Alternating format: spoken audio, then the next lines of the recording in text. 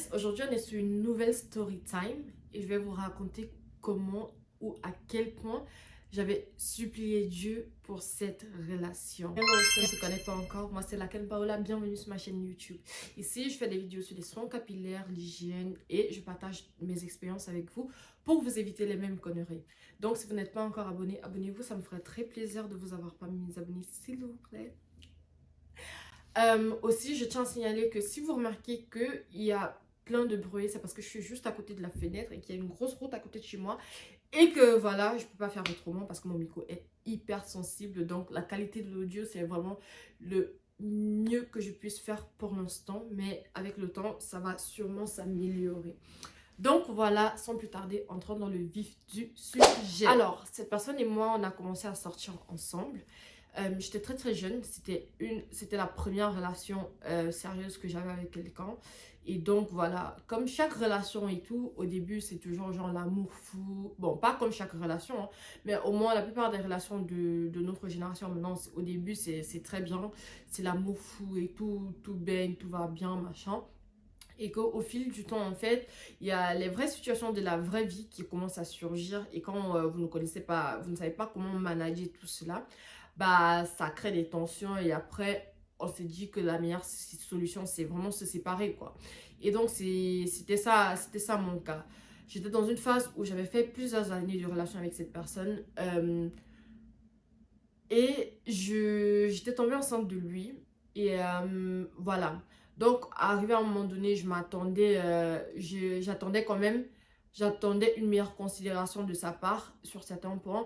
Et j'avais des attentes envers lui, de façon générale, que lui, en ce moment-là, ne pouvait pas satisfaire ou il avait ses priorités ailleurs, j'ai envie de dire.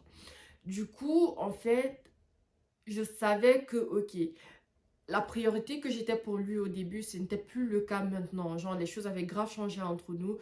Je n'avais plus l'impression vraiment de faire partie de ses priorités.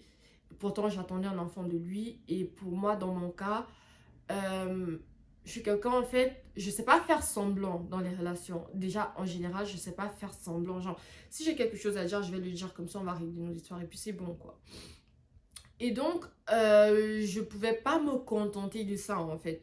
De ce qu'il me donnait à ce moment-là et tout. Je sais pas si c'est moi qui en demandais trop, si c'est lui qui n'en faisait pas assez. Mais en tout cas, je pouvais plus me contenter du temps qu'il me donnait. J'avais vraiment besoin de lui. Surtout que ma situation en ce moment-là était grave catastrophique et que j'avais fait de lui mon point de repère, genre mon rock et tout, chose que je déconseille à n'importe qui est dans une relation. Parce que je ne dis pas que tout le monde va vous décevoir ou que je ne suis pas dans cet élan de les hommes ne sont pas fiables et tout, non. Mais je pense que les humains en général, hommes ou femmes, nous sommes très limités dans notre capacité à satisfaire les besoins des gens. Ça fait que quand tu es là et que tu t'attends à ce que quelqu'un donne son maximum pour toi et que son maximum en fait ne suffit pas, bah ça va pas le faire en fait. Et donc moi c'est ce que je faisais, j'attendais vraiment que tout vienne de lui et j'étais tellement fragile en ce moment-là que la moindre chose qu'il faisait m'influençait. Genre s'il ne me donnait pas assez d'attention, ça gâchait toute ma journée. Si je ne le parlais pas, ma journée était pourrie. C'est-à-dire que toute ma vie était chaotique, j'ai envie de le dire, mais tout ce qui vraiment se produisait au sein de cette relation en ce moment-là, qui ne venait pas qui venait du, tout ce qui se produisait dans cette relation-là et tout, genre m'impactait. S'il me disait que j'étais belle, ah, c'est là que vraiment ma journée était égayée, genre toute ma journée allait être waouh quoi. S'il faisait un peu de temps pour moi et tout, j'allais passer une superbe journée et tout. Et s'il ne faisait rien, j'allais passer vraiment une sale journée, être dans un état dans lequel je ne me reconnaissais pas. Et cela était dû vraiment, comme je viens de le dire, non seulement parce que j'avais fait de lui mon rock et tout, quelque chose que normalement seul Dieu doit être, à mon avis. Et aussi, j'avais grave un manque d'identité. Genre, j'étais tellement jeune en fait que je n'étais pas encore enracinée. Je n'étais pas... Ok, je savais que oui, je suis belle, je suis machin, nanani et tout. Mais je n'avais pas vraiment cette identité, cette assurance-là en moi que ce n'est pas lui qui m'a créé et que, voilà, dans cette relation, on est deux en fait. Je suis là pour apporter et non pas seulement pour recevoir et que ma vie ne se limite pas à ce que lui, il dit ou il ne dit pas. Et donc, à un moment donné, la relation, comme je vous ai dit, elle n'allait plus. On a dû mettre fin à cette relation. Et ça m'a tellement fait mal. Ça, c'était pas un choc en soi, parce que je pense que la plupart des relations, quand elles se terminent, ça ne va pas, genre, du jour au lendemain, vous terminez, non, elles se dégradent tout juste, et à un moment donné, je savais ce que j'avais à faire, mais je n'avais pas le courage de le faire. Genre, je savais que, ok, c'était vraiment le moment de rompre, le moment d'apprendre à me redécouvrir en tant que personne, le moment de prendre mes distances et tout, mais je n'arrivais tellement pas à le faire. Ça faisait tellement longtemps qu'on était ensemble, je n'arrivais pas à imaginer, genre, j'avais peur en fait, je n'arrivais même plus à imaginer comment ma vie allait, à quoi ma vie allait ressembler sans lui. Et surtout en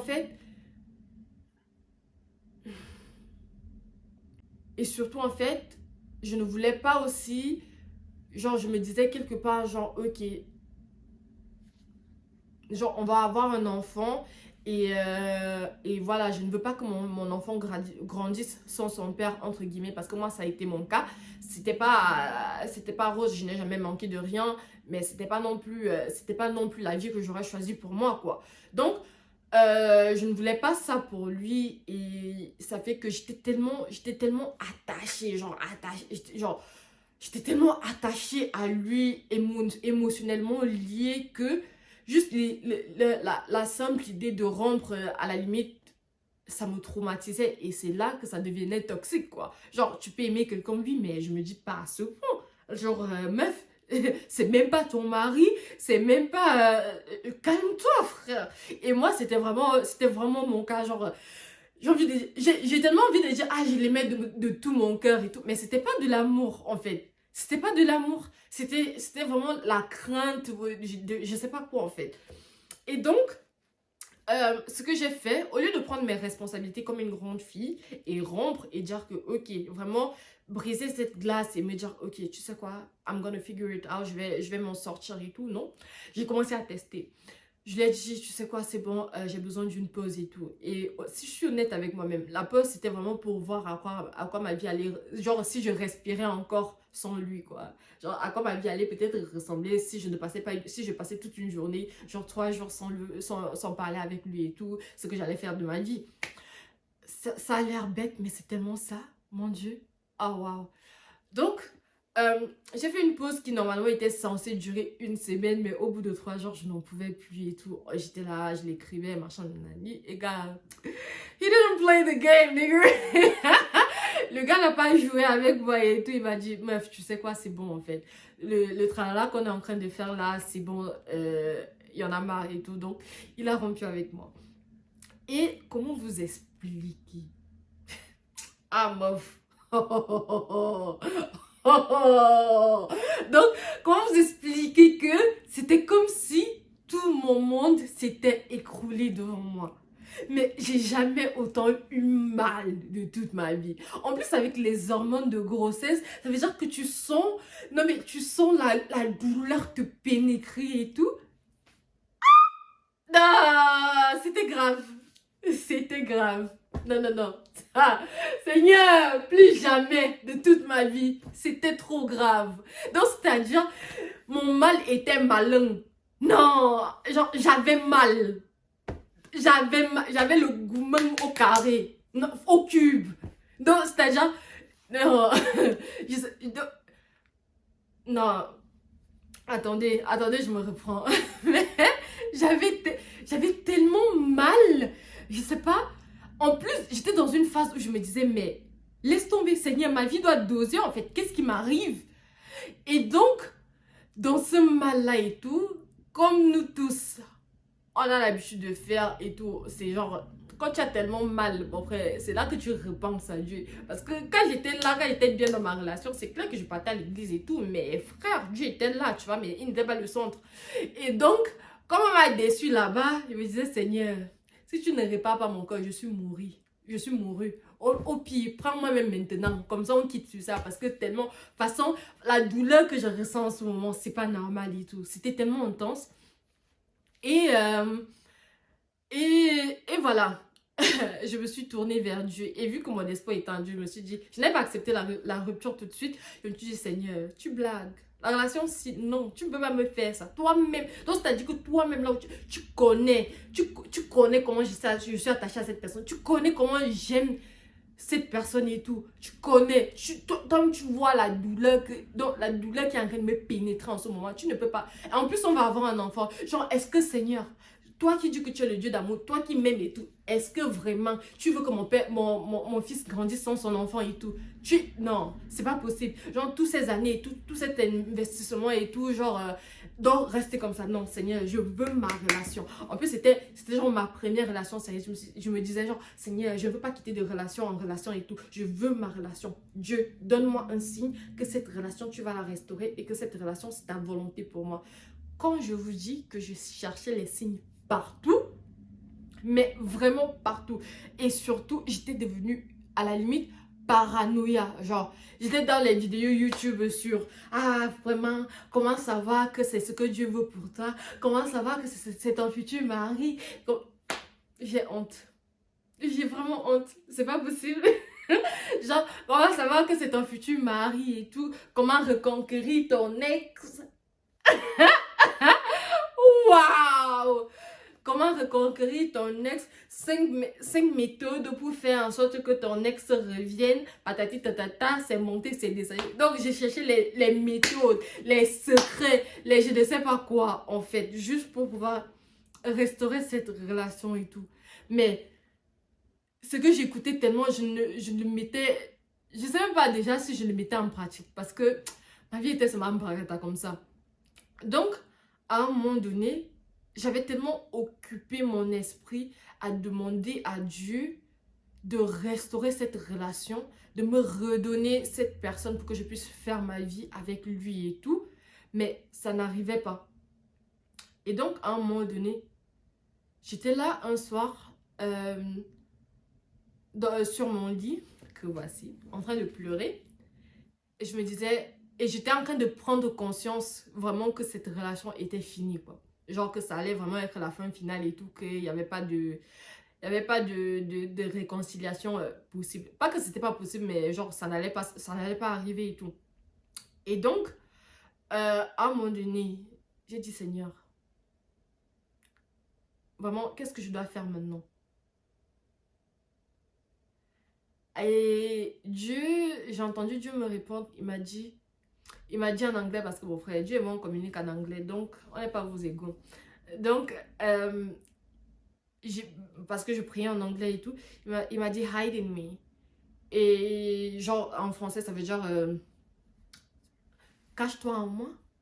Je vais essayer de trouver un verset pour le référencier et tout. Mais en gros il m'a répondu un truc du genre abrite-toi en moi, genre confie-toi en moi, quelque chose comme ça. Et donc je me suis pliée sur moi. J'ai dormi cette nuit-là.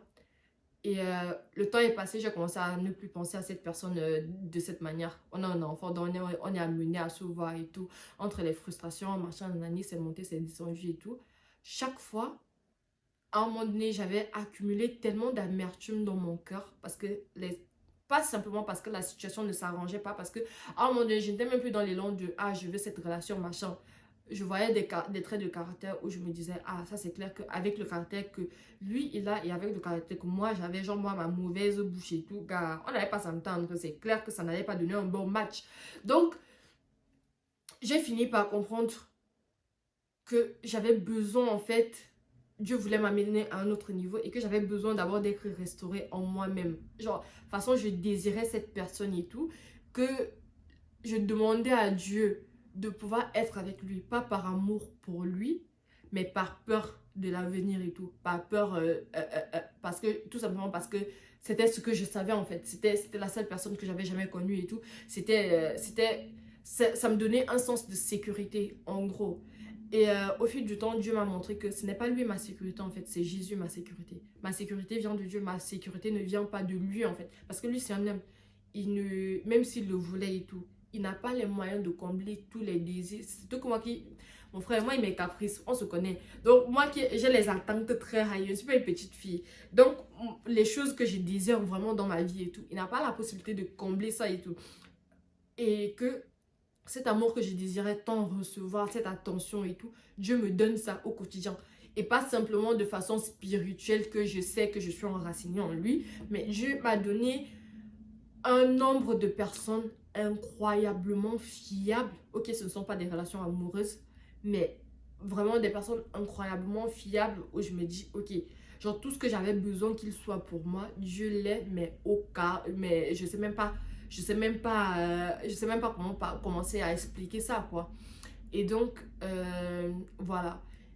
J'ai compris que j'avais besoin d'être restaurée dans mon identité, dans ma relation avec Dieu et vraiment désirer une relation amoureuse pour les bonnes raisons. Désirer une relation amoureuse pour donner en ayant déjà une fondation de qui j'étais en tant que personne.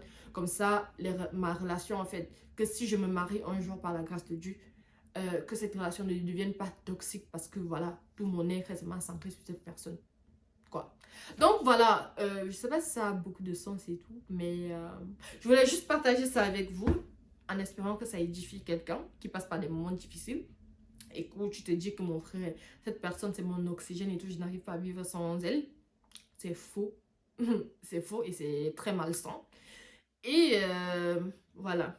J'espère que cette vidéo vous a aidé et qu'elle vous a plu. Si c'est le cas, n'oubliez pas de liker, partager et abonnez-vous. Surtout, activez la cloche de notification pour ne manquer aucune vidéo. And until next time, people, merci d'avoir regardé jusqu'ici.